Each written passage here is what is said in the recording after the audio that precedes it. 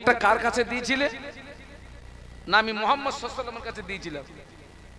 ও, ওনার বিচার পছন্দ হয়নি, আমার বিচার ঠিক আছে, বসো বসো, আমি আসছি। ঘরের ভিতরে গেলে তলোয়ার আনলেন, পিছন দিক দিয়ে মারলেন, বডি থেকে মাথা উড়িয়ে দিলেন। যে নবীর বিচার পছন্দ হয় না, পৃথিবীর জমিনে বাঁচার অধিকার তার নাই। এর নাম কি? এর নাম হযরত ওমর। হুজুর বাম পাশে বসেছিলেন, দুইজন দুরকম বলেছেন, কিন্তু আল্লাহর নবী দুজনটাকে কি বলেছেন? ঠিক। উনি ছটপট ছটপট করছেন। কে কে? হযরত ওমর রাদিয়াল্লাহু আনহু। আল্লাহর নবী বলছেন, ওমর তুমি কিছু বলবে? আল্লাহ নবী বুঝতে পেরেছেন ওমর কিছু একটা বলবে। ইয়া রাসূলুল্লাহ, ইয়া হাবিবাল্লাহ, হুজুর এই আপনার জানের দুশমন, আপনার জানের শত্রু আবু জাহল আপনাকে বলল আপনার চেহারাটা কালো কুৎসিত কদাকার। আপনি বললেন ঠিক। আবু বকর সিদ্দিক রাদিয়াল্লাহু আনহু বললেন আপনার চেহারাটা পূর্ণিমার চাঁদের মতো উজ্জ্বল। আপনি বললেন ঠিক। হুজুর দুজনের কথা তো এক নয়, দুটোই কেন ঠিক বললেন? আল্লাহ নবী বলেছিলেন, ও বাবা ওমর, আল্লাহ পাক তোমার নবীকে পৃথিবীর জমিনে বেগুনাহ মাসুম করে পাঠিয়েছে। আমি রাসূলুল্লাহ হলাম আয়না স্বরূপ, আমি রাসূলুল্লাহ হলাম আয়না স্বরূপ। আবু জাহাল হলো কাফের, আবু জাহাল হলো বেঈমান, আবু জাহালের অন্তরটা কালো। যার অন্তরটা কালো হয়ে যায়, অন্তরের রেখা চেহারাতে প্রস্ফুটিত হয়। কেউ যদি আয়নার সামনে দাঁড়ায়, নিজের চেহারা নিজে দেখে। ও বাবা ওমর, আমি রাসূলুল্লাহ আয়না স্বরূপ। আবু জাহাল হলো কাফের, আবু জাহাল হলো বেঈমান। আবু জাহাল আমার সামনে যেই না দাঁড়িয়েছে, আবু জাহাল নিজের চেহারা নিজে দেখতে পেয়েছে। এই জন্য আমি বলেছি ঠিক বলেছেন। আর আবু বকর হলো ঈমানদার। আল্লাহ পাক আবু বকরের অন্তরটাকে পূর্ণিমার চাঁদের মতো আলোকিত করে দিয়েছে। আবু বকর আমার সামনে যেই না দাঁড়িয়েছে, আবু বকর নিজের চেহারা নিজে দেখতে পেয়েছে। একটু জোরে বলো। একেবারে সহজ কথায় বলছি, আবু জাহাল নবীকে দেখেছে কালো চশমা পরে। কি চশমা? আর আবু জাহাল নবীকে দেখেছে কালো চশমা পরে, নবীকে কালো দেখেছে। আবু বকর সিদ্দিক রাদিয়াল্লাহু আনহু নবীকে দেখেছে ওই সাদা চশমা পরে। উনি আল্লাহ নবীকে সাদা দেখেছে। আচ্ছা বলুন তো, কোন কথা বলতে গিয়ে আমি এতগুলো কথা বললাম? কে বলতে পারে? না, কোন কথাটাকে আমি বোঝানোর জন্য এত কথা বলেছি? কে বললেন কথাটা? ঠিক বলেছিস বাপ, আল্লাহ তোর হায়াতে বরকত দিক। ওই বলেছি মাগরিব বাদে গজব শিল্পী দিবি নি। কি দিবি? আমি একটু তুই তাকারি করছি, অসুবিধা নেই তো? কি দিবি? জিকিরের মজলিস, ভালো আলেমকে দাওয়াত করবে, যিনি ভালো জিকির করতে পারেন। কি হবে? অন্তরের মরিচা সাফ হবে, গুনাহ মাফ হবে, এবং যেখানে জিকিরের মজলিস কায়েম হয়, ওই জায়গাতে আল্লাহ পাকের আসমান থেকে রহমত বর্ষণ হয়। একটু জোরে বলুন। একবার করে দেখুন, অনেক কিছু পাবেন। আল্লাহ আমাদেরকে তৌফিক দিন। বলুন আল্লাহুম্মা, বলুন আল্লাহুম্মা। আমার ছেলেরা এই যে ওয়াজ মাহফিল গুলো দেওয়া হয় কেন, আর আমাদেরকে দাওয়াত করেন কেন? আমাদেরকে দাওয়াত করেন এই জন্যে, আলেমরা আপনাদেরকে পথ দেখায়, রাস্তা দেখায়। আলেমরা কি দেখায়? কোন রাস্তা দেখায়? বাবা এই রাস্তায় গেলে জান্নাত পাবি, এই রাস্তায় গেলে আল্লাহ পাবি, আল্লাহ নবী পাবি, নাজাত পাবি, জান্নাত পাবি। আর একটা রাস্তা বলে বাবা এই রাস্তাটায় যাবি নি বাবা, এই রাস্তাটায় গেলে আল্লাহ আল্লাহর নবীকে পাবি না, নাজাত পাবি না, জান্নাত পাবি না। আলেমরা রাস্তা দেখায়, আমি আপনাদেরকে আজকে রাস্তা দেখাবো। কোন রাস্তায় গেলে আল্লাহ আল্লাহর নবী পাওয়া যাবে, কোন রাস্তায় গেলে নাজাত পাওয়া যাবে, কোন রাস্তায় গেলে আল্লাহর রহমতের দয়ার জান্নাত পাওয়া যাবে। আল্লাহ আমাকে তৌফিক দিন, বলুন আল্লাহুম্মা আমিন।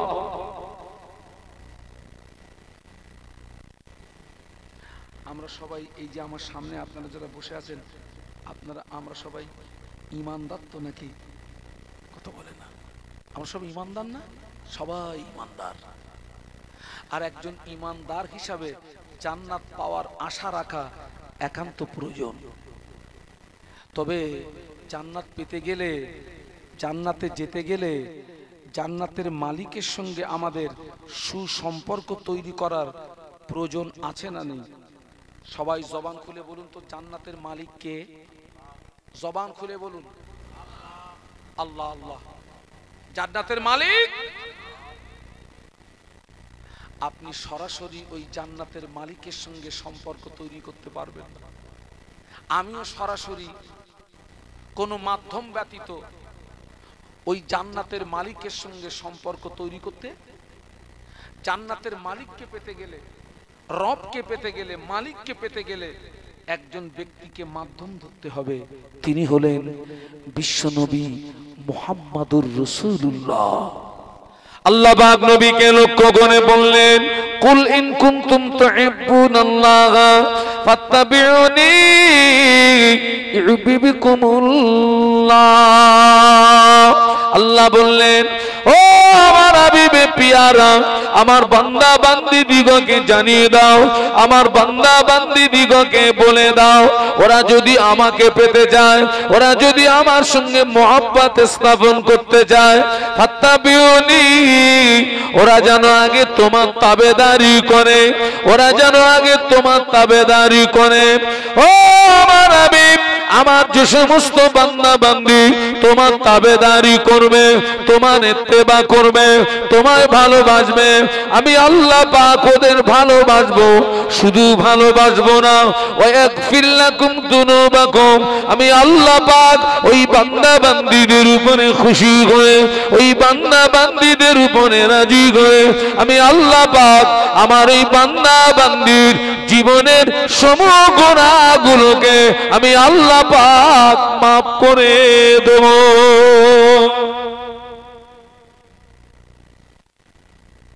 কথাটা বুঝতে পারলেন না? পারলেন না? আল্লাহকে পেতে গেলে আগে তাবেদারি করতে হবে। কার? নবীর তাবেদারি। আমরা যদি নবীর তাবেদারি করতে পারি, আল্লাহ আমাদেরকে ভালোবাসবেন।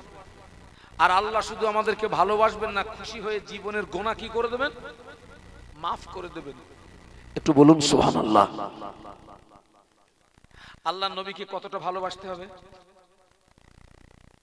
আল্লাহ নবী বললেন, লা ইউমিনু আহাদুকুম হাত্তা আকুনা আব্বা ইলাইহি মিন ওয়ালিদিহি ওয়া ওয়ালাদিহি ওয়ান নাসি আজমাইন।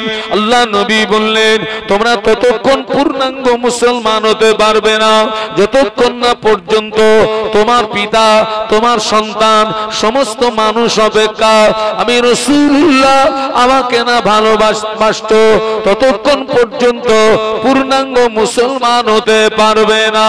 আল্লাহ নবীর একজন সাহাবী আল্লাহ নবীকে জিজ্ঞাসা করেছিলেন, ইয়া রাসূলুল্লাহ, হাবিবাল্লাহ, মাতা সা, হুজুর কিয়ামত কবে হবে?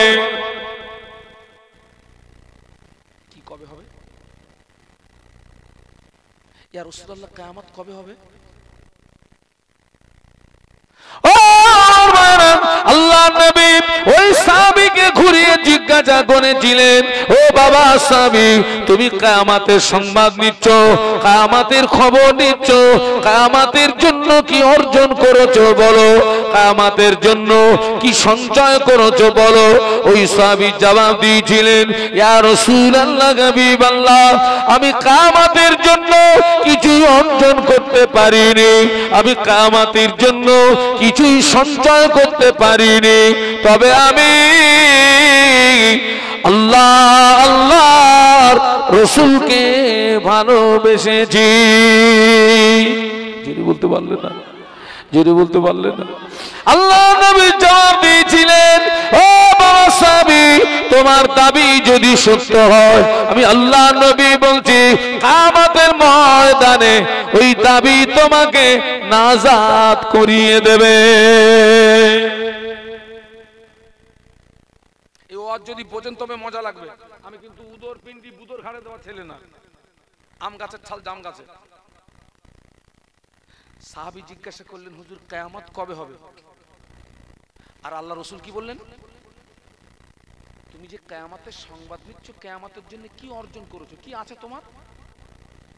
সাহাবী বললেন, আমি কিছুই অর্জন করতে পারিনি, আমি আল্লাহ আল্লাহ রাসূলকে। রাসূলুল্লাহ বললেন, তোমার দাবি যদি সত্য হয়, কিয়ামতের ময়দানে ওই দাবি তোমাকে নাজাত করিয়ে দেবে। তাহলে আমরা সকলে যে নবীর ভালোবাসার দাবিদার, এই দাবির সত্যতা প্রমাণ করাতে হবে বাবা। আমার কথা বুঝতে পারছেন না, পারছেন না? এই যে নবীর ভালোবাসার দাবি করছি, এই দাবির সত্যতা প্রমাণ করাতে হবে। কাজটা সহজ না কঠিন? মুখে বলে দিলাম নবীকে ভালোবাসি, তো সবাই পারে। ও দাবি তো সবাই পারে। নবীকে ভালোবাসা মানে এই নয় যে হাজার দানার একটা তসবিহ নিয়ে 24 ঘন্টা টানবো নবী নবী করে। ভালোবাসা হবে না, মুখ ব্যথা হবে। কি হবে? নবীর ভালোবাসা মানে এই নয় যে সারা বৎসরে একদিন নবীর শানে কায়দা করে একটা মাহফিল দিয়ে দিলাম, আমি নবী পেয়ে গেলাম। না না, তাহলে কি করলে নবীকে পাবো, কি করলে আল্লাহকে পাবো? আল্লাহ নবী ১৫০০ বছর আগে নূরের জবানে বলে গেলেন, মান তামাসসাকা বিসুন্নতি ইন্না ফাসাদি উম্মতি ফালাহু আজরু মিয়াত শাহীদ।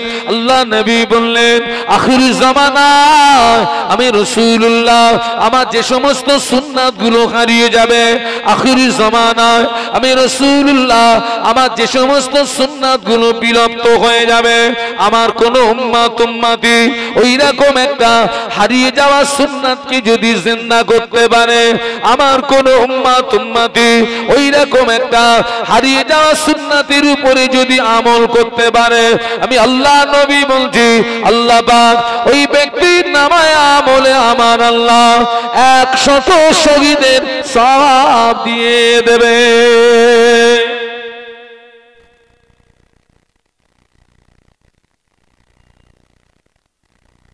আপনাদেরকে কিছু আমলের কথা বলে যাই, সারা জীবন তো অশুনলে। আমি এখানে এসেছি, আসার সঙ্গে সঙ্গে কমিটির ছেলেরা, আমি আসার সঙ্গে সঙ্গে আমরা এসেছি 3 জনে, এ আমার ড্রাইভার, ও আমার খাদেম। ওই ছেলেটা কম বেশি আমার সঙ্গে 16-17 বছর আছে, আমার খাদেম। আর এ হচ্ছে আমার ড্রাইভার। ওদেরকে আমি সব ছোট ভাইয়ের নজরে দেখি। আসার সঙ্গে সঙ্গে কমিটি ভাইরা 3টে প্লেটে সুন্দর সুন্দর রুটি, এত সফট রুটিগুলো, রুটি এসে গেল, গোশ এসে গেল। আচ্ছা কত বড় জমিদার বলুন তো আমরা? হ্যাঁ, আসার সঙ্গে সঙ্গে আগে খাও। আগে কি করো? আমি বলি বাবা আমাকে কিচ্ছু দিতে হবে না, বাপ কিচ্ছু লাগবে না, আমার একটা পান দিতে পারবি? আমাকে একটা পান দে। আলহামদুলিল্লাহ। তবে দেখলাম কমিটির ছেলেরা ওই যে রুটি দিল তার সঙ্গে একটা দাস্তারখান দিল। কি দিল? সবাই মিলে বলুন। ওইটাকে বিছিয়ে তার উপরে খেতে হবে।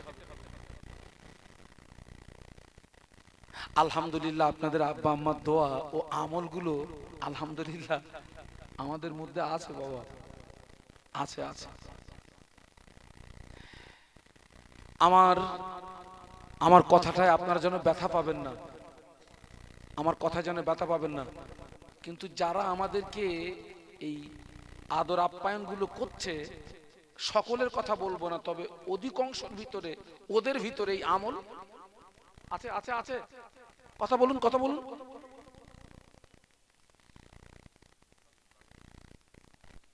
আজকের এখান থেকে আমি আপনাকে আল্লাহ আল্লাহ নবী পাওয়ার রাস্তা বলে দিচ্ছি।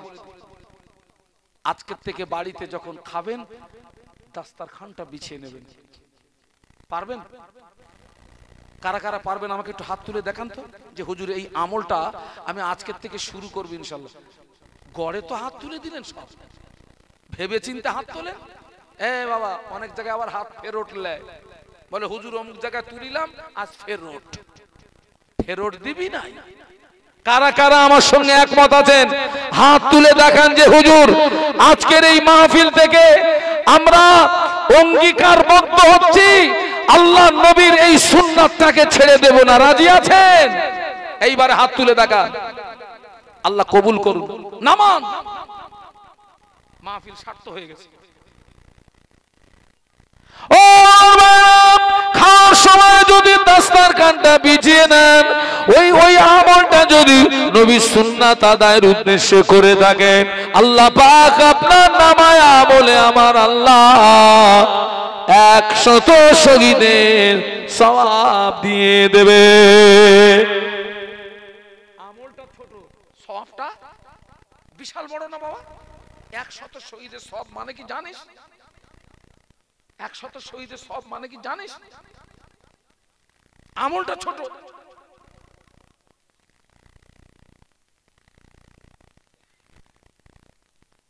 খানা যখন খাবেন মাথায় টুপি দিয়ে খাবেন। টুপি লাগানোটা সুন্নাত।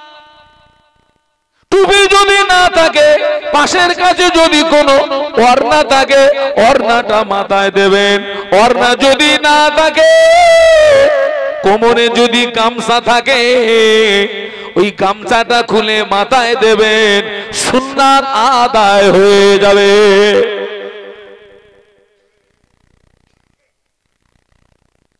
খানা যখন সামনে আসবেন দোয়া পড়বেন। খানা খাওয়ার শুরুতে দোয়া পড়বেন, মাঝে মাঝে দোয়া পড়বেন, খানা শেষ করে দোয়া পড়বেন। খানাটা যখন খাওয়া শেষ করবেন, পেয়ালাটা চেটে পুছে খাবেন। ওটা কি বলুন বলুন? নতুন জামাই এসছে, নতুন জামাই বিয়ে করে নতুন, ওই যে ফার্স্ট বার যেটা আসে ওটা কি বলে? জোড়ে। আমাদের ওদিকে বলে ফিরুলি। হাত অন্তর মাটি, আপনাদেরকে বলে কি বলে? জোড়ে। জোড়ে এই একটা কথা শিখে যাস, একদম বাড়ি গিয়ে বলবো আজ জোড়ে।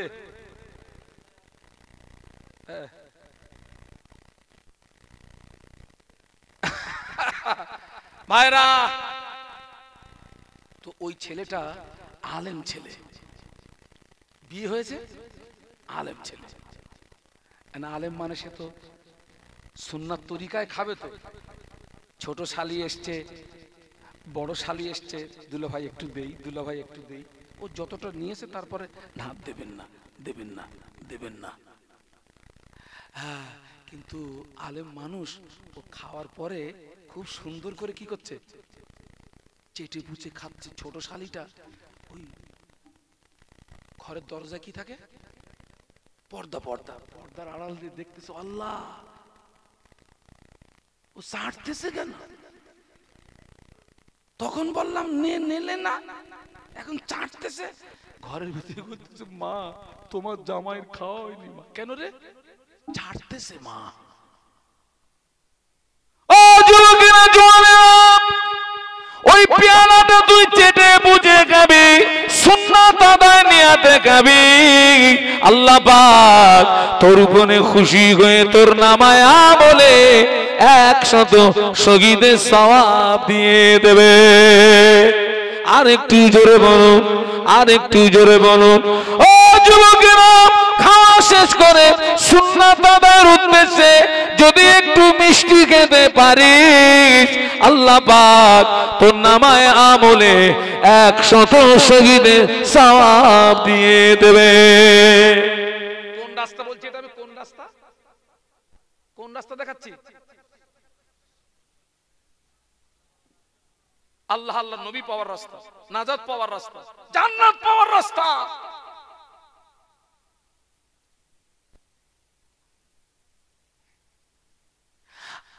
আপনাদের কি মন চায় না যে নবীর সঙ্গে একই জান্নাতে থাকবো? তারা তো লেট করলেন, সবাই মিলে বলুন, মন কি চায় না যে নবীর সঙ্গে একই জান্নাতে থাকবো? আল্লাহ কবুল করেন, বলুন আমিন। আল্লাহ রাসূল বলেছেন, আর দোয়া ও মুখুল ইবাদা, দোয়া হচ্ছে ইবাদতের মগজ। যখন দোয়া চাইবেন বলবেন, আল্লাহ আমাকে ওই জান্নাত দেবেন, ওই জান্নাত দেবেন যে জান্নাতে আমার নবী থাকবে। বলুন আল্লাহুম্মা আমিন, বলুন আল্লাহুম্মা আমিন। বলবেন, আল্লাহ আমাকে ওই জান্নাত দেবেন যে জান্নাতে কে থাকবে? আমার নবী থাকবে। আর বলবেন, আল্লাহ জান্নাতের সবচেয়ে বড় নেয়ামত, বলুন তো কি? জান্নাতের সবচেয়ে বড় নেয়ামত কি? এই না বলতে পারলে লস করবো না, নেমে যাবো। সারা জীবন আর শুনেছেন, জান্নাতের সবচেয়ে বড় নেয়ামত কি? যে বলতে পারবে 100 টাকা পুরস্কার। জান্নাতের সবচেয়ে বড় নেয়ামত হলো আল্লাহ পাকের দিদার। সুবহানাল্লাহ বলুন। সবাই মুখস্থ করে কি বলেছি?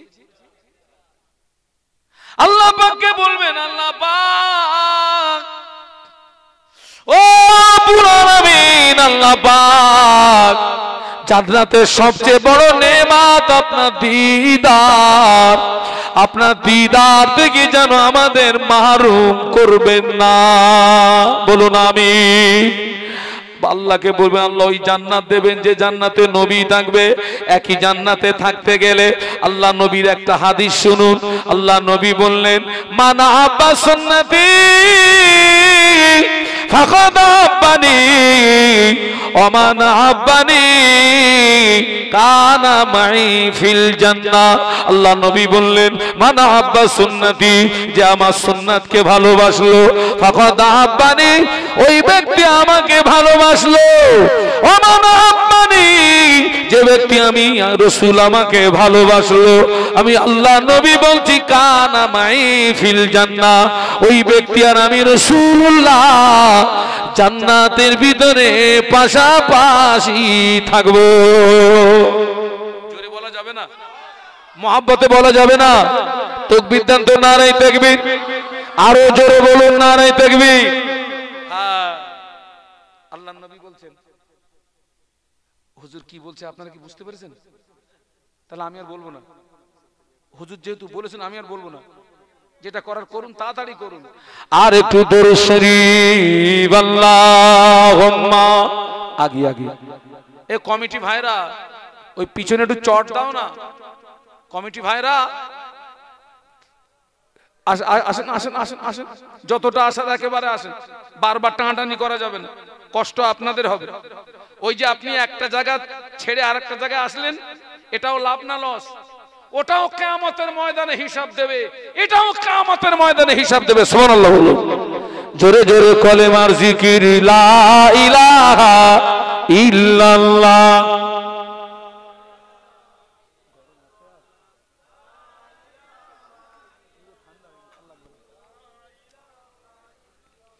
লা ইলাহা ইল্লাল্লাহ মুহাম্মাদুর রাসূলুল্লাহ। আল্লাহুম্মা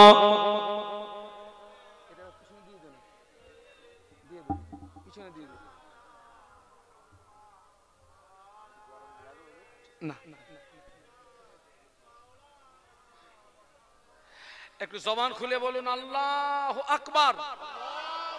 এ ছেলেরা, শরীরে ক্ষমতা নেই, কাকে ডাকছো? জবান খুলে বলো আল্লাহু আকবার। হ্যাঁ, এটা আমি আমার হামাস ভাইদের কাছ থেকে শিখেছি, আল্লাহু আকবার। আগে বলতাম, তবে ওনাদের দেখে আমলটা আরো আমার একটু বেশি হয়ে গেছে, মজবুত হয়ে গেছে। ও 100 শহীদের সওয়াবের মানে কি? আল্লাহ নবী একদিন সাহাবীদের ডাকলেন, ও সাহাবীরা, যুদ্ধের দামামা যখন বেজে উঠবে, যুদ্ধের ঘন্টা যখন বেজে উঠবে, যে অবস্থায় থাকো না কেন, আমি আল্লাহ নবী বলছি যুদ্ধের ময়দানে আসা লাগবে। এটি ছিল রাসূলুল্লাহর আদেশ, আল্লাহ নবীর আদেশ। নবীর আদেশ মানতে হবে, হুকুম কার? জবান খুলে বলুন, আল্লাহর নবী যেটা নিষেধ করেছেন ছাড়তে হবে, হুকুম কার? আল্লাহ কোরআন শরীফের ভিতরে বলেছেন, মা আতাকুমুর রাসূলু ফাখুযুহু ওয়া মা নাহাকুম আনহু ফান্তাহু। আল্লাহ নবীর আদেশ ছিল, সাহাবীরা যুদ্ধের দামামা যখন বেজে উঠবে, ঘন্টা যখন বেজে উঠবে, যে অবস্থায় থাকবি ওই অবস্থায় ময়দানে আসবি। সুবহানাল্লাহ বলুন। 100 শহীদের সওয়াব মানে কি বোঝাচ্ছে? ও ভাইয়া, হযরত হানজালা রাদিয়াল্লাহু তাআলা আনহু হুজুর নতুন বিবাহ করেছেন। হুজুরের বাসর সজ্জার রাত, ফুল সজ্জার রাত, হুজুরের বাসর সজ্জার রাত, ফুল সজ্জার রাত। নতুন বিবিকে নিয়ে ঘরের ভিতরে খোঁজ গল্পতে মশগুল, আনন্দতে মশগুল। গভীর এমত অবস্থায় যুদ্ধের দামামা বেজে উঠেছে। আল্লাহ নবীর আদেশ কি ছিল? যে অবস্থা থাকো। হানজালা হুজুর কোথায়? বাসর ঘরে, বাসর ঘরে। জোরে জোরে জোরে। ও হানজালা রাদিয়াল্লাহু আনহু বিবিকে বলে, বিবি বিদায় দাও, আখরি বিদায়, শেষ বিদায়, আখরি বিদায়, শেষ বিদায়। আল্লাহ নবী আমায় ডেকেছেন, আমি যুদ্ধের ময়দানে চলে যাব। হুজুরের বিবি বললেন, প্রাণের স্বামী যান যান, আল্লাহ নবী আপনায় ডেকেছেন, আমার অধিকার নেই বাধা দেওয়া। হানজালা রাদিয়াল্লাহু আনহু বাসর ঘর ফেলে দি, নতুন বিবিকে রেখে দি, দ্বীন ইসলামকে প্রতিষ্ঠিত করার জন্য যুদ্ধের ময়দানে নেমে পড়লেন। যুদ্ধের ময়দানে নেমে পড়ে কয়েকজন কাফেরকে জাহান্নামের টিকিট কেটে পাঠিয়ে দিলেন, কয়েকজন কাফেরকে জাহান্নামের টিকিট কেটে পাঠিয়ে দিলেন। কিছু সময় পরে নিজে শহীদ হয়ে গেলেন। ইন্না লিল্লাহি ওয়া ইন্না ইলাইহি রাজিউন। শহীদ হয়ে গেলেন।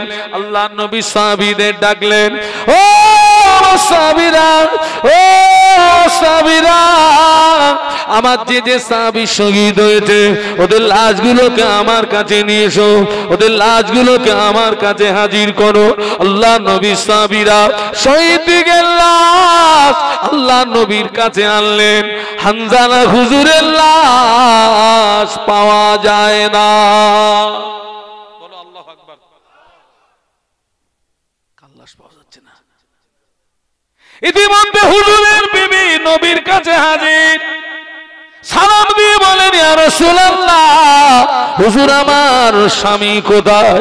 আল্লাহ নবী বললেন, ও হানজালার বিবি, তোমার স্বামী বিদায় বিদায় বিদায় বিদায় বিদায় বিদায় বিদায় বিদায় বিদায়, আখরি বিদায়, জনমের মতো বিদায়। তোমার স্বামী যুদ্ধের ময়দানে শহীদ হয়েছে।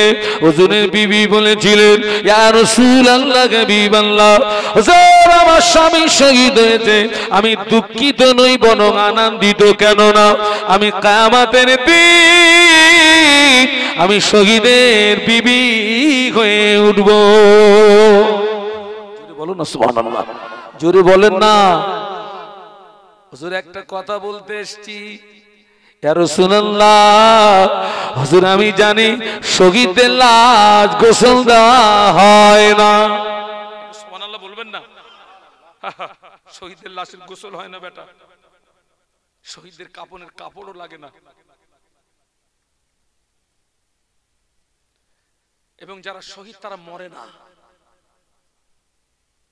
যারা দিনের রাস্তায় শহীদ হয়, মনে করুন আমি এই যে পোশাকে আছি, আমি যদি দিনের রাস্তায় শহীদ হই, আমার টোটাল শরীর থেকে কোনো পোশাক খোলা হবে না। এই অবস্থায় রক্তমাখা ক্ষত বিক্ষত চেহারা নিয়ে আমাকে কবরে দাফন করা হবে। বিসমিল্লাহি ফি সাবিলিল্লাহি ওয়া আলা মিল্লাতি রাসূলিল্লাহ। কিয়ামতের ময়দানে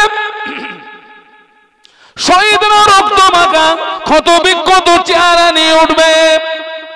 আল্লাহ পাক জিজ্ঞাসা করবে, ও আমার বান্দা, তোদের গায়ে রক্ত কেন? তোদের চেহারাগুলো ক্ষত বিক্ষত কেন? আল্লাহ জানে না, জানে না। শহীদরা বলবেন, ও রব্বুল আলামিন, আল্লাহ পাক দ্বীন ইসলামকে প্রতিষ্ঠিত করার জন্য যুদ্ধের ময়দানে কাফেরদের বিরুদ্ধে লড়াই করতে গিয়ে ওই কাফেররা আমাদেরকে মেরেছিল, কাফেররা আমাদেরকে তলোয়ার দিয়ে আঘাত করেছিল। আল্লাহ পাক ওই রক্তমাখা ক্ষত বিক্ষত চেহারা নিয়ে তোমার দরবারে হাজির। আল্লাহ বলবেন, ও আমার বান্দা রে, তোরা আমার কাছে কি চাস? শহীদরা বলবে, আল্লাহ পাক কিছুই চাই না, আর একবার যদি জীবন দিয়ে পৃথিবীর জমিনে পাঠাতেই জীবনটা তোমার রাস্তায় আরো একবার বিলিয়ে দিতাম। আল্লাহ বলবে, আর নয়। ও আমার বান্দা রে, আমি খুশি হয়ে গিয়েছি, আমার 8টা জান্নাতের দরওয়াজা খোলা, চলে যা, যেটা দিয়ে খুশি ওইটা দিয়ে আমার রহমতের দয়ার জান্নাতে চলে যা। আল্লাহ আল্লাহ হানজালা হুজুরের বিবি বলেছিলেন, ইয়া রাসূলুল্লাহ, হাবিবাল্লাহ, হুজুর আমি জানি শহীদের লাশ গোসল দেওয়া হয় না, কিন্তু আমার স্বামীকে যেন বিনা গোসলে দাফন দেবেন না, কেন না আমার স্বামীর উপরে গোসলটা ফরজ আছে। কি আছে হুজুর? আমার স্বামীর উপরে গোসলটা ফরজ আছে হুজুর। আল্লাহ নবী সাহাবী ওই রাতে স্ত্রী সহবাস করেছিলেন, কিন্তু নবীর ডাকে সাড়া দিতে গিয়ে এতটা দেওয়ানা হয়ে গেছিলেন, গোসল করার টাইমটা হয়নি। একটু বলুন না আল্লাহু আকবার। এত দেওয়ানা হয়ে গেছিলেন। ইয়া রাসূলুল্লাহ, হুজুর আমার স্বামীর উপরে গোসলটা ফরজ আছে। আল্লাহ নবী সাহাবীদের ডাকলেন, ও সাহাবীরা, ও সাহাবীরা, যুদ্ধের ময়দান তালাশ করো, হানজালার লাশটাকে নিয়ে এসো। ইতিমধ্যে ফেরেশতা জিবরাইল আমিন আলাইহিস সালাম আল্লাহ নবীকে সালাম দিয়ে বলেছিলেন, ইয়া রাসূলুল্লাহ, হাবিবাল্লাহ, যে হানজালার লাশ এখনই পাওয়া যাবে না, যে হানজালার লাশ এখনই পাওয়া যাবে না। আল্লাহ পাক হানজালার উপরে তো খুশি হয়ে গিয়েছেন, আল্লাহ পাক হানজালার উপরে তো রাজি হয়ে গিয়েছেন। আল্লাহ পাক হানজালার উপরে খুশি হয়ে আল্লাহ তার ফেরেশতা মারফত হানজালার লাশটাকে জমিন থেকে উঠিয়ে দিয়ে আসমানে নিয়ে গিয়ে হাওয়াজে কাউসারের পানি দিয়ে গোসল দিচ্ছে। আল্লাহ নবী বলেছিলেন, ও হানজালার বিবি, তোমার নসিব বড় খুশনসিব, তোমার স্বামীকে পৃথিবীর কোন মানুষে গোসল দেয় না, পৃথিবীর কোন পানিতে গোসল হয় না। আল্লাহর ফেরেশতারা তোমার স্বামীর লাশটাকে আসমানে নিয়ে গিয়ে হাওয়াজে কাউসারের পানি দিয়ে গোসল দিচ্ছে। ও যুবকেরা, এই জমানায় যদি আমার নবীর একটা হারিয়ে যাওয়া সুন্নাতকে যদি জিন্দা করতে পারিস, আমার আল্লাহ পাক তোর নামায় আমলে ওই রকম 100 হানজালা শহীদ হওয়া সওয়াব আল্লাহ তোমার আমার নামায় আমলে দিয়ে দেবে।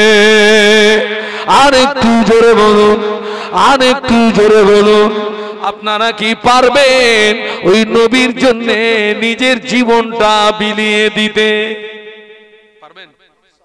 হাত তুলে দেখান তো, দু হাত তুলে দেখান, দু হাত তোলেন, হাত নামাবেন না, হাত সোজা রাখুন। তাকবীর দেন, নারায়ে তাকবীর, জোরে বলুন নারায়ে তাকবীর। সিলসিলায়ে হক মুজাদ্দেদে জামান, আমার দাদা পীরের হক সিলসিলা, আমার দাদা পীরের হক সিলসিলা। হাত নামান। নবীর জন্য জীবন দিতে হবে না, আল্লাহ আপনাকে হায়াত দিক, আপনি বেঁচে থাকুন, আল্লাহ আপনাকে হায়াত দিক, আপনি বেঁচে থাকুন। নবীর একটা হাদিস একটু মেনে নেন। আল্লাহ নবী বললেন, মাম বানা লিল্লাহি মসজিদান বানা আল্লাহু লাহু বাইতান ফিল জান্নাহ। আল্লাহ নবী বললেন, যে ব্যক্তি আল্লাহর ঘর মসজিদ নির্মাণ করলো, আল্লাহ পাক ওই ব্যক্তির জন্য জান্নাতে একটা স্পেশাল ঘর বানিয়ে দেবে। আর একটু জোরে বলুন সুবহানাল্লাহ। আমি মসজিদের জন্য কয়েক মিনিটের জন্য একটু হাত পাতবো। নবীর জন্য জীবন দিতে হবে না, নবীর হাদিসের উপরে আমল করুন। এতগুলো মানুষ বসে আছেন এই মসজিদের জন্য, মসজিদে টাকা দেবেন, আল্লাহ জান্নাতে আপনার জন্য ঘরের ব্যবস্থা করে দেবে। এতগুলো মানুষের ভিতরে আমি শানুর আলম 5,000 টাকার দাবি রাখছি, মসজিদের জন্য 5,000 টাকা দান করবেন। একজন ব্যক্তি একটু হাত তুলে দেন। আমি অসুস্থ মানুষ, আপনার জন্য আল্লাহর দরবারে হাত তুলে দোয়া করে যাব, আমি দোয়া করে যাব। এতগুলো মানুষ বসে আছেন, মসজিদে দান করবেন, আল্লাহ আপনার জন্য জান্নাতে স্পেশাল ঘরের ব্যবস্থা করে দেবে। একটা মানুষকে আছেন এখন দিতে হবে না, 1 সপ্তাহ পরে দেবেন, 10 দিন পরে দেবেন, 10 দিনে যদি না পারেন 1 মাসে 2 বারে দেবেন, 1 মাসে 2 বারে দেবেন। 5,000 টাকা 1 নম্বরে ওয়াদা করার মতো কে আছে? কই? যে নবীর হাদিস মানে না, ও নবীর জন্য জীবন দেবে, বিশ্বাস করা যায়? হ্যাঁ, একজন ব্যক্তি কেউ হলো নি। আপনি দানটা দেবেন কোথায়? মসজিদে দেবেন। তো যত মানুষ নামাজ পড়বে আপনি সওয়াব পাবেন, জীবিত অবস্থায় সওয়াব পাবেন, মরে কবরে গিয়ে সওয়াব পাবেন। মসজিদের দান হচ্ছে সাদকায়ে জারিয়া। সাদকায়ে জারিয়ার বাংলা মানে হচ্ছে চলমান নেকি, যে নেকি জীবনে বন্ধ হয় না। সুবহানাল্লাহ বলুন।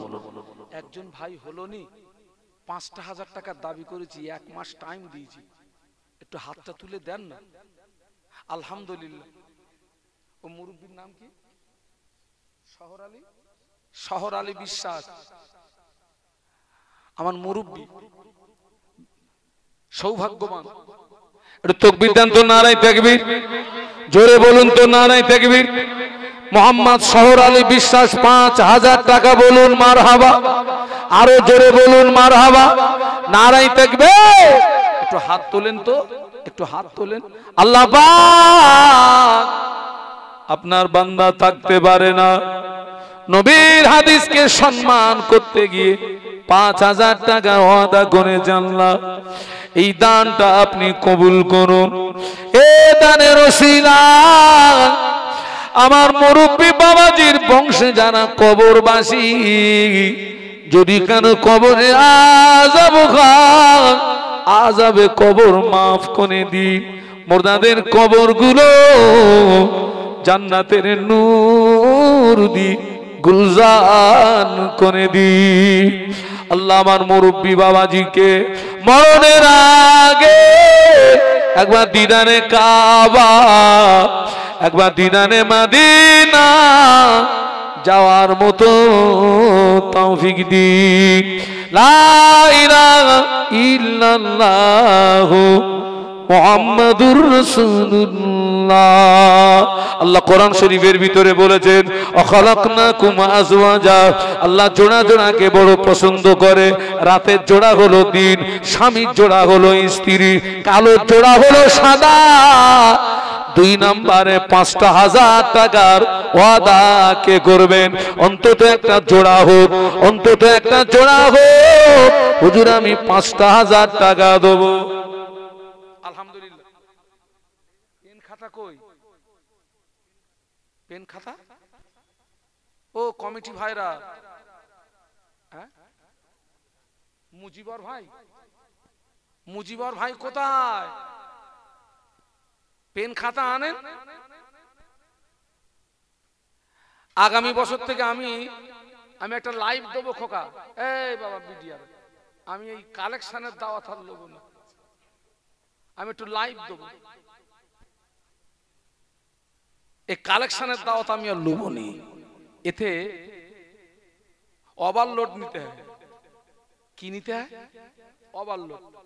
ওইটা আমার দ্বারা কষ্ট হয়ে যাচ্ছে বাপ। একটু তাকবীর দেন তো, নারায়ে তাকবীর। আমার এই ভাইটার নাম কি?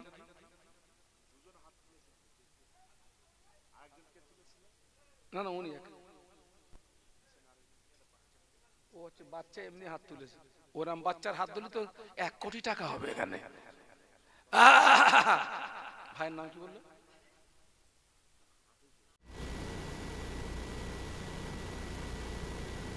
তিনি আপনাদের কাছে অত্যন্ত গুরুত্বপূর্ণ আলোচনা রেখে গেলেন। এই যে একজন বক্তার সঙ্গে আর একজন বক্তার যে ভালোবাসা, আপনারা দোয়া করুন মহান আল্লাহ পাক রব্বুল আলামিন যেন এই ভালোবাসাটা প্রত্যেকটা বক্তার সঙ্গে, আল্লাহ একজন বক্তার সঙ্গে আর একজন বক্তার ভালোবাসা, এই ভালোবাসাটা যেন আল্লাহ আমার বাংলার মাটিতে একজন বক্তার সঙ্গে আর একজন বক্তার সঙ্গে এই ভালোবাসা যেন আল্লাহ কবুল করেন। বলুন আল্লাহুম্মা আমিন। আজকের যদি আমাদের ভিতরে এই ভালোবাসা থাকতো, আমরা অনেকটা ফিতনা থেকে আমরা মুক্ত হতে পারতাম। আজকের সমাজে একজন বক্তার সঙ্গে আর একজন বক্তার ভালোবাসা নেই বলে এই সমাজ কিন্তু একটা ফিতনার ভিতরে হাবুডুবু খাচ্ছে। আল্লাহ পাক যেন এই ফিতনা থেকে আমাদেরকে হেফাজত করেন। আবারও দোয়া চাচ্ছি আল্লাহ পাক যেন আমাদের সবাইকে এক হওয়ার তৌফিক দেন। একটু অন্তর থেকে বলুন আল্লাহুম্মা আমিন। সম্ভবত গত বছরেই মাহফিলে আমি এসেছিলাম।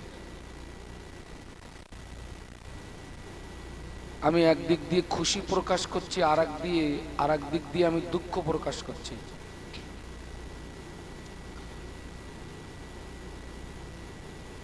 আমি যে বিষয়ে দুঃখ প্রকাশ করছি সেটি হচ্ছে এত সুন্দর একটা পরিবেশ। হেজবুল্লাহ ভাইয়ের আলোচনা আমি শুনছিলাম, আমার তো মনে এটাই হচ্ছিল, মনে হয় মাহফিলে আর জায়গা নেই,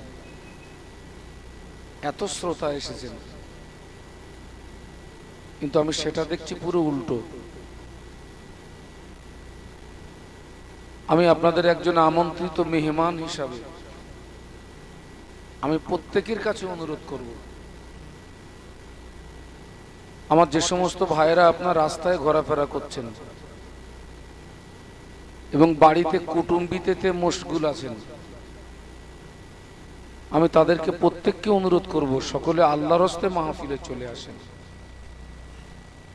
আমি তো এখন কম বেশি প্রত্যেকটা মাহফিলে বলে থাকি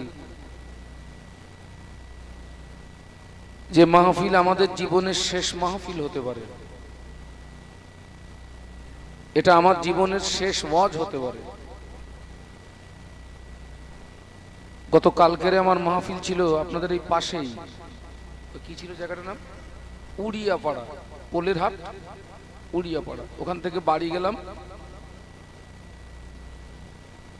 বাড়িতে গিয়ে আমি নামাজের পার্টিতে দাঁড়ালাম, কিছুক্ষণের মধ্যে আমার সুগার ফল করলো। আমার তো ব্যাপকভাবে সুগার ফল করে আমার। আমি ছেলেকে বললাম তাড়াতাড়ি একটু মিষ্টি নিয়ে আয়। অল টাইম আমার সঙ্গে মিষ্টি থাকে। এই এখন আপনাদের এখানে এসছি, আমি নামাজ পড়ছিলাম, নামাজের ভিতরেই সুগার ফল করলো। ভাইদেরকে বললাম মিষ্টি দিল, খেয়ে স্টেজে আসলাম। তো বাড়িতে সুগার ফল করলো, মারাত্মক সুগার ফল করলো। তখন 12টা বাজে। আর আমার যখন হুঁশ আসছে তখন 5:45 বাজে। নিশ্চয়ই আপনারা দোয়া করেন প্রথমের জন্য। সুগার আমার কিন্তু হাই সুগার। সুগার বেশি থাকা ভালো, কিন্তু ফল করাটা খুব মুসিবতের। দোয়া করেন আল্লাহ পাক যেন আমাকে হায়াতে তৈয়বা নসিব করেন, বলুন আল্লাহুম্মা। এর ভিতর দিয়ে যে আল্লাহ পাক আমার দ্বারা খেদমত নিচ্ছেন, আপনাদের দোয়া। আল্লাহ পাক তো শাহানুর আলমকে বাড়িতে বসিয়ে রাখে না, আমাকে কম বেশি 9 মাস আমাকে রাত জাগতে হয়। নিশ্চয়ই আপনারা দোয়া করেন। তো আমি অনুরোধ করব যারা এখন আশেপাশে আছেন, সব মাহফিলে আসুন, মোহব্বতের সঙ্গে উচ্চ আওয়াজে দরুদ শরীফ আল্লাহুম্মা।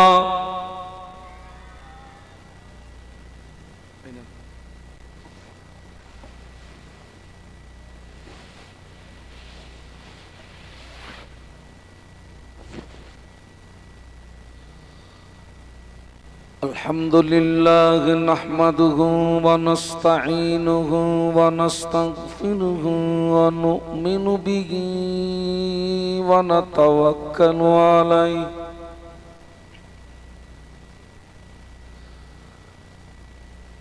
ونعوذ بالله من شرور أنفسنا ومن سيئات أعمالنا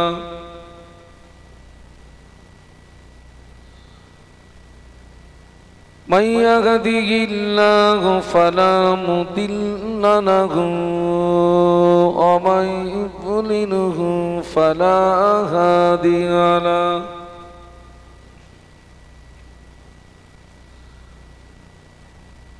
ونشهد أن لا إله إلا الله وحده لا شريك له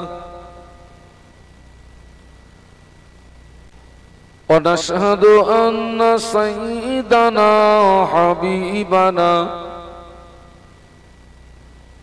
ومولانا محمدا عبده ورسوله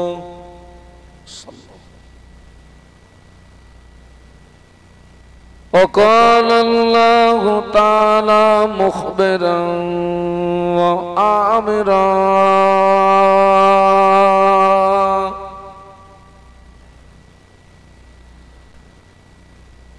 إن الله وملائكته يصلون على النبي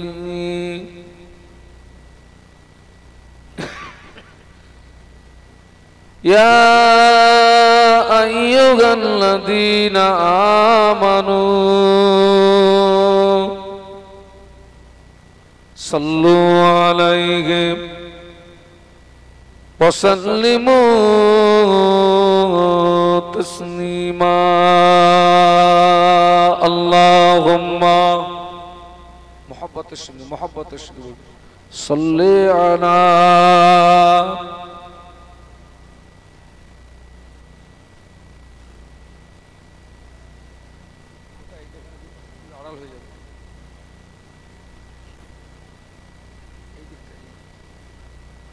জোরে জোরে দরুদ শরীফ আল্লাহুম্মা।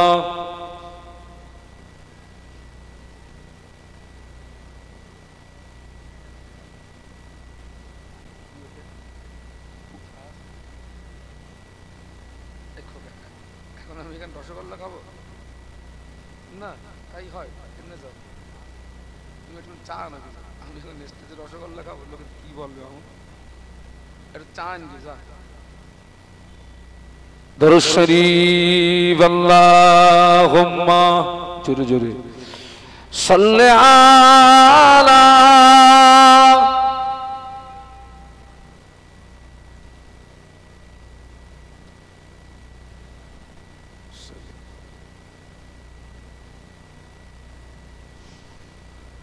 গোলামে मोहम्मद हो मैं क्या डर है मुझको गुलामे में उनकी गुजारा करूंगा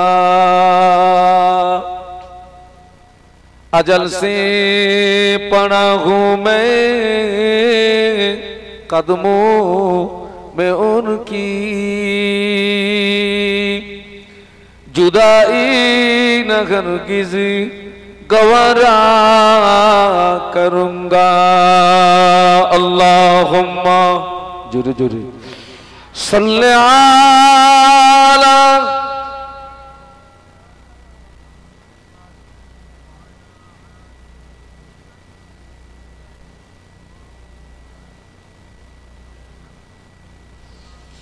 मेरे आँखों के पुतली में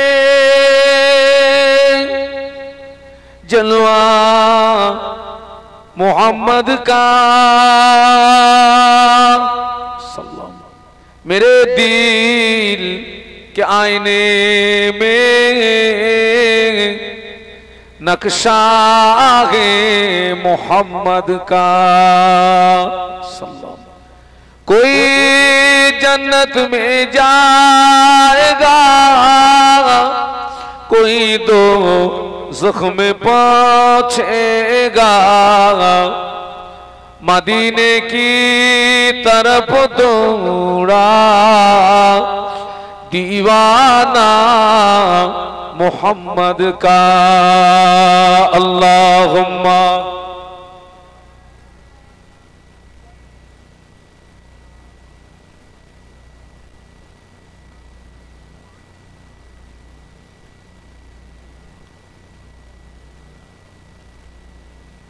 माशाल्लाह एक कलेमार जिकिर ला इलाहा इल्लल्लाह जबान खुले छेलेरा ला इलाहा इल्लल्लाह मुहम्मदुर रसूलुल्लाह बोलो ला इलाहा इल्लल्लाह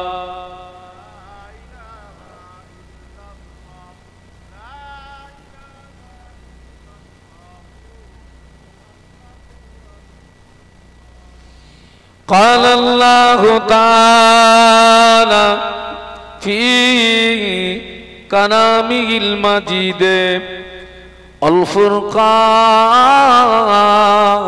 الحميد بسم الله الرحمن الرحيم قل إن كنتم تحبون الله فاتبعوني يحببكم الله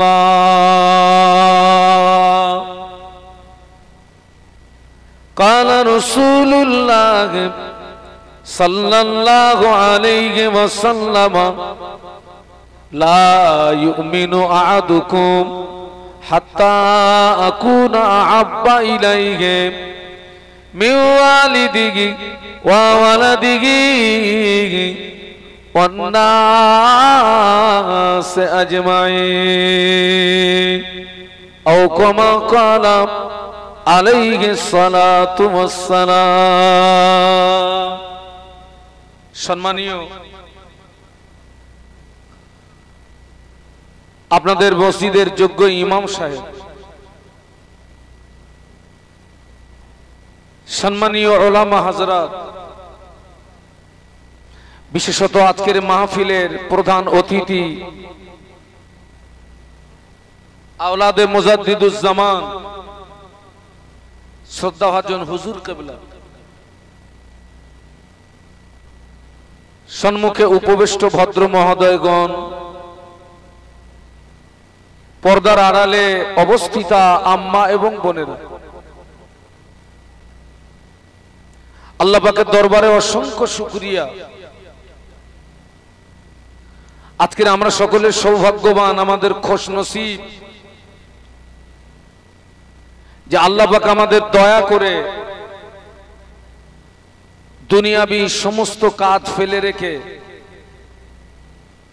একটি মোতাবাররক মাহফিলে উপস্থিত হওয়ার তৌফিক দান করেছেন। সকলে কৃতজ্ঞতা প্রকাশে মোহব্বতের সঙ্গে বলি আলহামদুলিল্লাহ। বিশ্বনবীর মাজার মুকদ্দাসে জানাই অসংখ্য দরুদ এবং সালাম। সকলে অন্তরের স্থল থেকে বলি সাল্লাল্লাহু আলাইহি ওয়াসাল্লাম। আমি কোরআন শরীফের সূরা আল ইমরানের 31 নম্বর আয়াত তেলাওয়াত করেছি। প্রিয় নবীর পাক জবানে বর্ণিত অসংখ্য হাদিস মোবারকের ভিতর থেকে ছোট্ট একটি হাদিসে মোবারক আমি তেলাওয়াত করেছি। মূল আলোচনা করার আগে কিছু কথা। আজকের যে মাহফিলটি হচ্ছে, এই মাহফিল দিতে গিয়ে আপনাদের তথা গ্রামবাসীদের একটা মোটা অঙ্কের অর্থ খরচ হচ্ছে। এই অর্থ খরচ করা সার্থ হবে।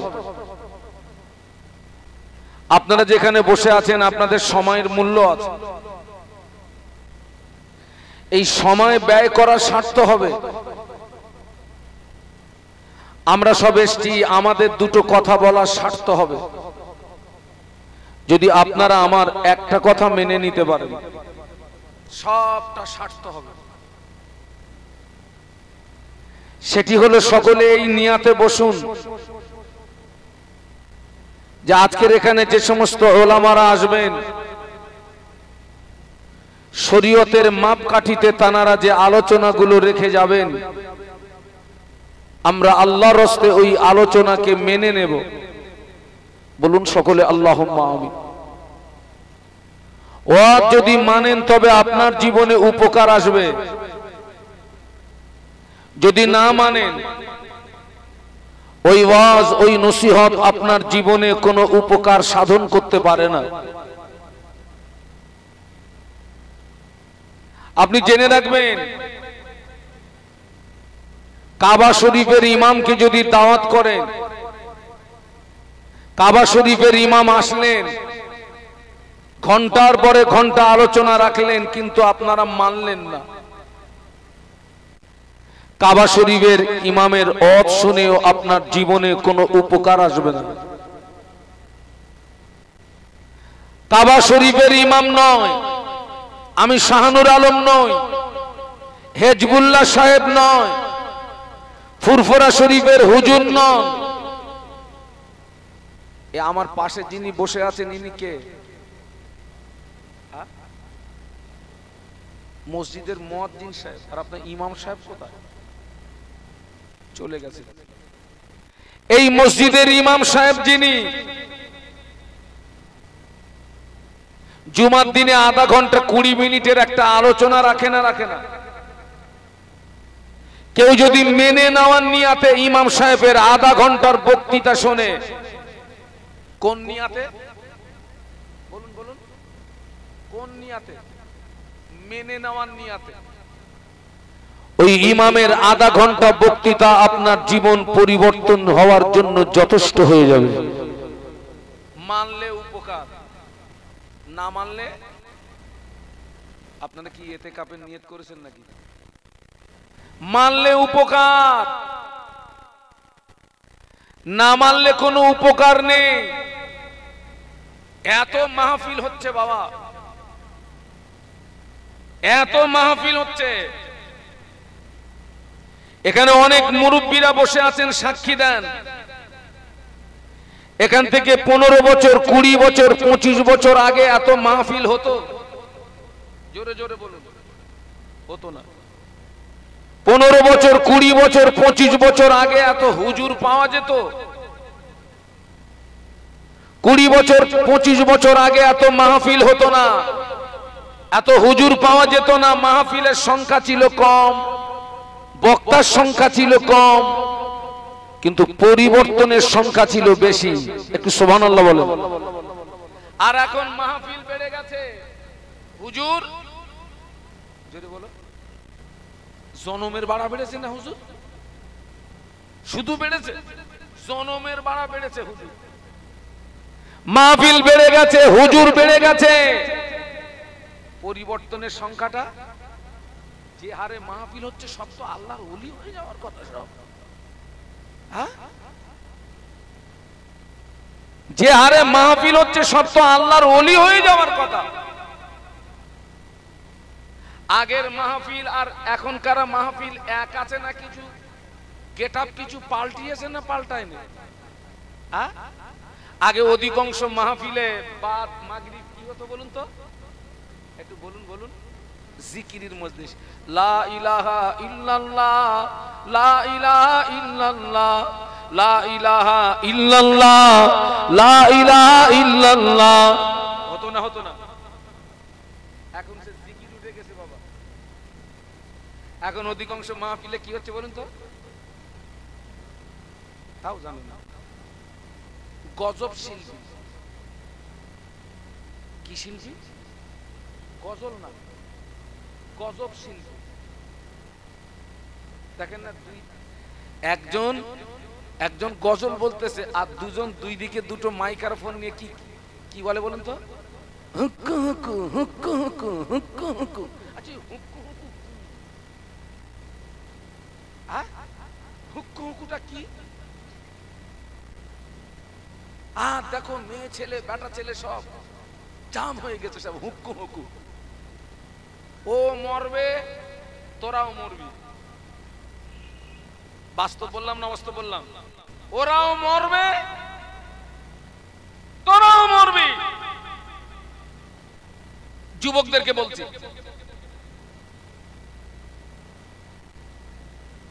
আমি আপনাদেরকে বলে যাচ্ছি, পারলে আল্লাহ হায়াতে রাখলে আগামী বছর মাহফিল দেবেন। যিনি ভালো জিকির করতে পারেন এইরকম একজন আলেমকে দাওয়াত করবেন, বাদ মাগরিব জিকিরের মজলিস করবেন। জিকিরের মজলিসে জীবনের গোনা ঝরে যায়। একটু জোরে বলুন, একটু জোরে বলুন। প্রত্যেকটা মানুষের বাম স্তনের 2 আঙ্গুল নিচে একটি গোশতের টুকরা আছে, হাদিস শরীফের ভাষায় যেটাকে কলব বলা হয়। কি বলা হয়? কলব। কলব। বান্দা যখন একটা গোনা করে, ওই কলব নামক গোশতের টুকরাটিতে একটি কালো রেখা পড়ে যায়। গোনা যত বেশি হয়, কালো রেখার সংখ্যা তত বেড়ে যায়।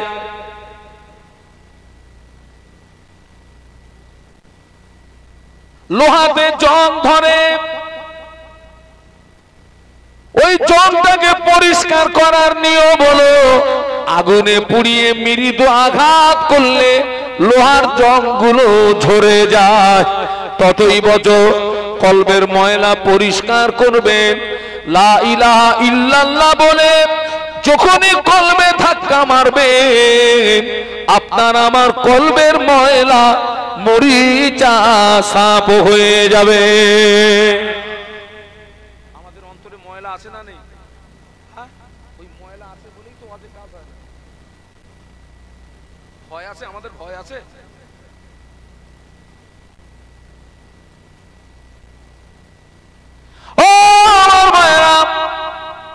আল্লাহ নবী সাহাবীদের বলেছিলেন, ও আমার সাহাবীরা, অন্তরের মরিচা পরিষ্কার করার ওষুধ হলো 3টি।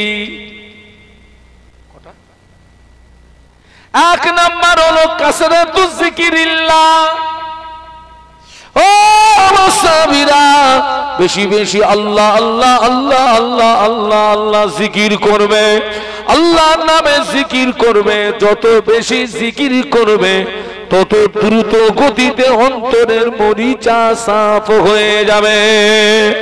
2 নাম্বার বলেছিলেন, ও আমার সাহাবীরা, বেশি বেশি কোরআন শরীফ তেলাওয়াত করবে। কটা মানুষ কোরআন তেলাওয়াত করে? কটা? আগে অনেক বাড়ির থেকে ফজরের নামাজের পরে কোরআন তেলাওয়াতের আওয়াজ শুনতে পাওয়া যেত। অনেক বাড়ির থেকে মাগরিবের নামাজের পরে কোরআন তেলাওয়াতের আওয়াজ শোনা যেত। সুবহানাল্লাহ বলুন। বাস্তব বলছি না বাস্তব বলছি? অনেক বাড়ির থেকে ফজরের নামাজের পরে মাগরিবের নামাজের পরে কি পাওয়া যেত? ফজরের নামাজের পরে যে বাড়িতে কোরআন তেলাওয়াত হয়, ফজর থেকে মাগরিব পর্যন্ত ওই বাড়িটার চারিপাশে বিএসএফ বর্ডার সিকিউরিটি ফোর্সের মতো আল্লাহর ফেরেশতারা পাড়ায় দাঁড়িয়ে যায়। একটু জোরে বলুন। মাগরিবের নামাজের পরে যে বাড়িতে কোরআন তেলাওয়াত হয়, মাগরিব থেকে ফজর পর্যন্ত ওই বাড়িটার চারিপাশে আল্লাহর ফেরেশতারা পাড়ায় দাঁড়িয়ে যায়। আপনাদেরকে বলে যাচ্ছি, পারলে ফজরের নামাজের পরে মাগরিবের নামাজের পরে একটু কোরআন পড়বেন, একটু কোরআন পড়বেন। ওই ঘরে আল্লাহর রহমত বর্ষণ হবে। কি হয়? আজকে অধিকাংশ ঘর থেকে রহমত উঠে গেছে, বরকত উঠে গেছে। বাস্তব বলছি না বাস্তব বলছি? অধিকাংশ ঘর থেকে কি উঠে গেছে? রহমত বরকত উঠে গেছে। খবর দেখে যা, মনে শান্তি নেই, সুখ আছে। সুখ আছে কি নেই? এক কথা জোরে বল না। সুখ আলাদা, শান্তি আলাদা। সুখ আছে, শান্তি খুঁজে পাবেনি। শান্তি নেই।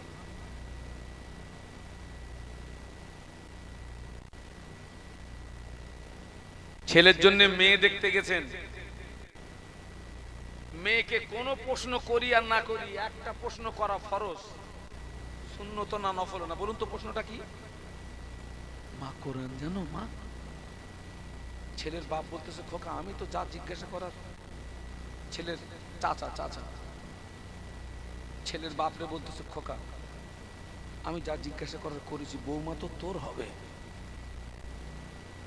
তুই একটু কিছু জিজ্ঞাসা করবি নি? ছেলের বাপ একটু কানে কম শোনে, আগিয়ে গেছে, গিয়ে বলছে, মা তুমি কোরআন জানো মা? মেয়েটা বলছে 37 বার খতম করেছি।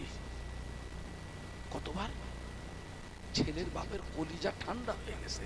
37 বার মানে কি? এ তো খুব সাংঘাতিক জিনিস।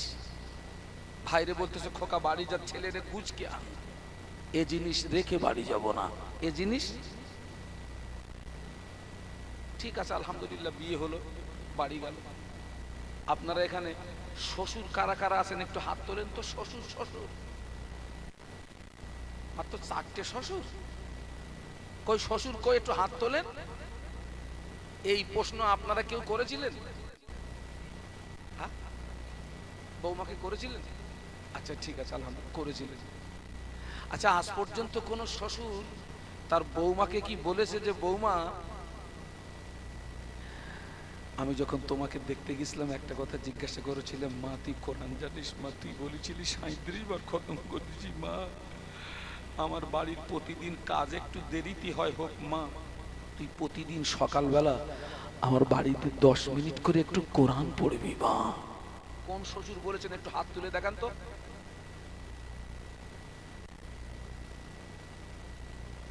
মা আমি তোকে যখন দেখতে গিয়েছিলাম জিজ্ঞাসা করেছিলাম, মা তুই কোরআন জানিস? তুই বলেছিলি 37 বার খতম করেছি।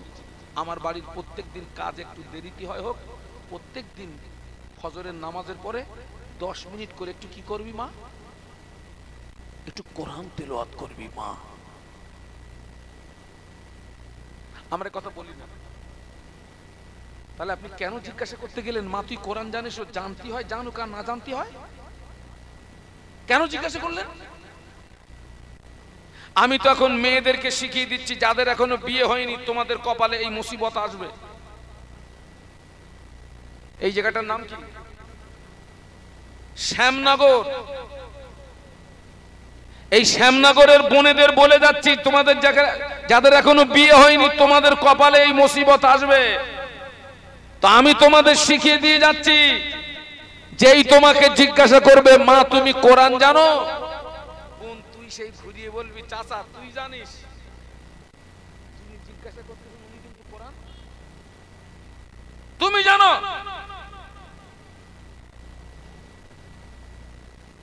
যে বাড়িতে ফজরের নামাজের পরে কোরআন তেলাওয়াত হয়, মাগরিবের নামাজের পরে কোরআন তেলাওয়াত হয়, যে বাড়িতে জিকির আজকার হয়, যে বাড়িতে তাসবিহ তেলাওয়াত হয়, যে বাড়িতে নামাজ হয়, ওই বাড়িটায় আল্লাহর রহমত বরকতে ভরে যায়। আর জোরে বলুন। আমার কথাগুলো মনে থাকবে বাপ? ছেড়ে দে না, আমি বলছি ছাড়। থাকবে?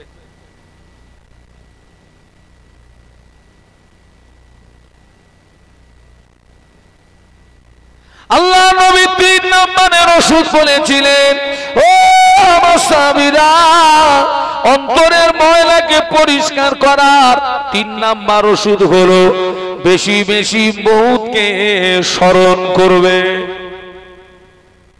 কাকে? সবাই মিলে বলুন। মউত, মউতকে স্মরণ করবে, বেশি বেশি মউতকে স্মরণ করবে। ও আমার সাহাবীরা, বেশি বেশি মউতকে স্মরণ করবে। যত বেশি মউতকে স্মরণ করবে তত দ্রুত গতিতে তোমার অন্তরের মরিচা সাফ হয়ে যাবে। আর অন্তরের মরিচা যখন সাফ হয়ে যাবে, ইবাদত আমল করে তখন মজা পাবে।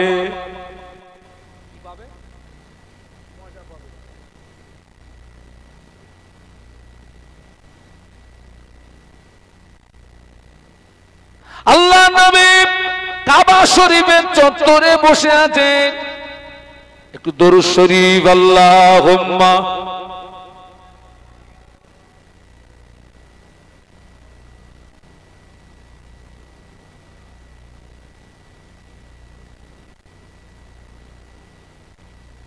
আপনাদের কষ্ট হচ্ছে না তো? এতগুলো মানুষ আপনার দরুদ শরীফ পড়ছেন, দরুদ পড়বো, তার একটা জাজবা থাকবে, জাজবা। দরুদ শরীফের এতগুলো মানুষ দরুদ শরীফ পড়ছে, একটা জাজবা থাকবে না? একটু জোরে জোরে পড়ি আল্লাহুম্মা সাল্লি আলা।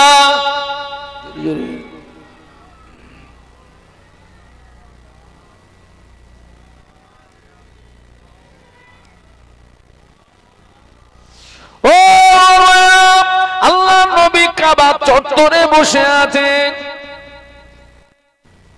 আল্লাহ নবীর ডান পাশে বসে আছেন সিদ্দিকে আকবর হযরত আবু বকর সিদ্দিক রাদিয়াল্লাহু আনহু। নবীর বাম পাশে বসে আছেন হযরত ওমর ফারুক রাদিয়াল্লাহু আনহু। দুই পাশে দুই সাহাবী, আল্লাহ নবী মাঝখানে।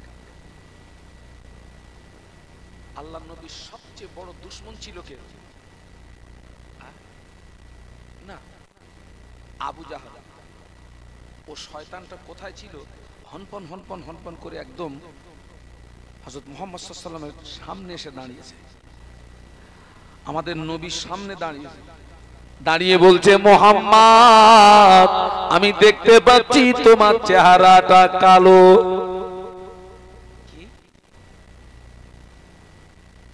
ও মায়েরা, আল্লাহ নবী বলেছিলেন, চাচা যান আপনি ঠিক বলেছেন। কথাটা বলা যে শেষ হলো, নবীর ডান পাশে বসেছিলেন কে?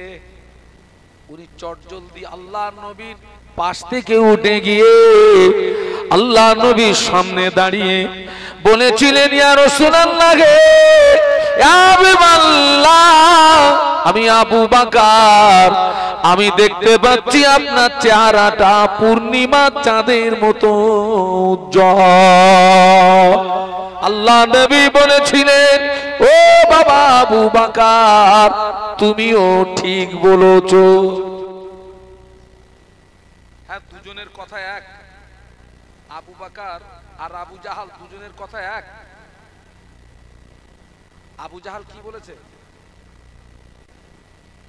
আর আবু বকর সিদ্দিক রাদিয়াল্লাহু আনহু কি বলেছেন, আর রাসূলুল্লাহ দুটোই কি বললেন? বাম পাশে বসে আছেন কে? নবী পাকের টোটাল সাহাবীদের ভিতরে সবচেয়ে রাগী সাহাবী কে ছিলেন? কত সহজ না বাবা। আল্লাহর নবী হিজরত করেছিলেন রাতে না দিনে? অন্য সাহাবীরা সব রাতে, আর ওমর রাদিয়াল্লাহু আনহু হিজরত করেছে কখন জানেন? দিনের বেলা। যাচ্ছে আর বলছে, এই মায়ের লাল থাকিস তো সামনে আয়, আমি যাচ্ছি মদিনা, আল্লাহর নবীর কাছে যাচ্ছি। একটু সুবহানাল্লাহ বলবেন না?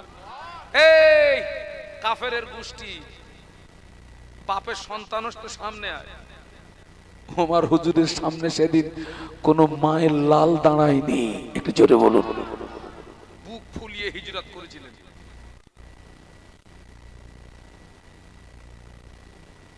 আল্লাহ রসুলের কাছে একজন বিচার নিয়ে এসছে, বিচারটা তার পছন্দ হলো না। ওমর রাদিয়াল্লাহু আনহুর কাছে এসছে, আপনি একটা বিচারে আপনি সানি বিচার করে দেন। সানি বিচার তাহলে তুমি প্রথম